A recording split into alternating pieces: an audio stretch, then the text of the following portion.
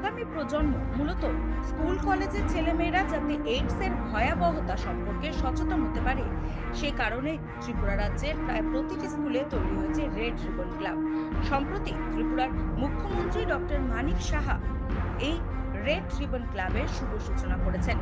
উৎসব মুখর পরিবেশে বুধবার দুপুরে উদয়পুর রাজর্ষি কলাক্ষেত্রে গোমতী জেলা ভিত্তিক রেড রিবন কুইজ প্রতিযোগিতা 2025 অনুষ্ঠিত হয়। ত্রিপুরা এইডস কন্ট্রোল সোসাইটির উদ্যোগে এবং গোমতী জেলা শিক্ষা দপ্তরের সহযোগিতায় আয়োজিত হয় এই প্রতিযোগিতা।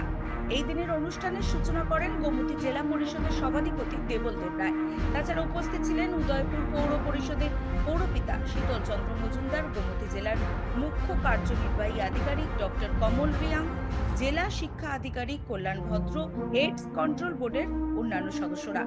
স্কুল পড়ুয়াদের নিয়ে আয়োজিত এই অনুষ্ঠানের উদ্বোধক গোমতী জেলা সভাধিপতি দেবল দেবরায় এইডস নিয়ে যেসব ভ্রান্ত প্রচার রয়েছে তা শুধরে দিয়ে সঠিক কোনটি তা ছেলে মেয়েদের সামনে তুলে ধরেন।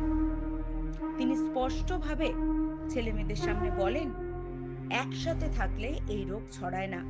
এই রোগ কিভাবে একজন থেকে আরেকজনের মধ্যে ছড়ায় তার সঠিক তথ্যও তিনি তুলে ধরেন স্কুল পড়ুয়াদের সামনে। গোমতী জেলার মোট ৮টি বিদ্যালয় নির্বাচন করা হয় এই প্রতিযোগিতায়। প্রতি বছরের মতো এবছরও প্রতিযোগিতার মূল উদ্দেশ্য ছিল এইচআইভি এইডস সম্পর্কে স্পষ্ট ধারণা তৈরি করা ও সচেতনতা বার্তা দেওয়া। কুইজ প্রতিযোগিতায় শুধু মেধা বিকাশ নয়, সচেতনতা করার অন্যতম মাধ্যম। দিনভর চলা এই প্রতিযোগিতা শেষে সেরা দলগুলিকে পুরস্কৃত করা হয়। এই ধরনের সচেতনতামূলক কর্মসূচি রাজ্যের অন্যান্য মহকুমাতেও ধারাবাহিকভাবে আয়োজন করা হয়েছে বলে জানা যায়, যাতে তরুণ প্রজন্মকে আরো তথ্য সমৃদ্ধ ও সচেতন করে তোলা যায়।